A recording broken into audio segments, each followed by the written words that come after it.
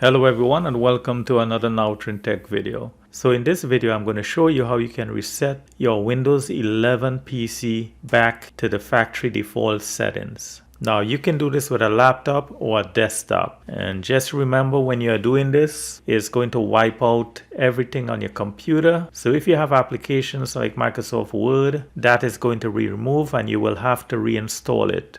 So I will advise you to make a backup of all your documents, all your folders. Just save it in a USB drive, back it up in the cloud before you do this. So you want to go to search, or you can just right click the start menu, click on search and type reset this PC.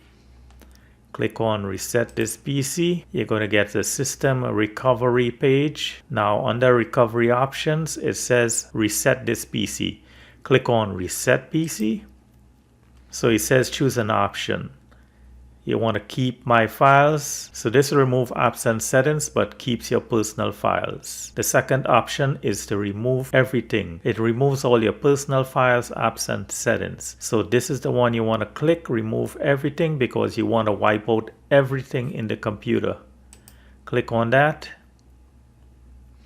Now you have two more options. It says cloud download, download and restore Windows, or local reinstall, reinstall Windows from this device. So this is the one you want to click because you already have Windows 11 license for this PC. I would advise you to choose local reinstall. Click on that. So you're going to get the additional settings here. And this is the current settings. It's going to remove all the apps and files.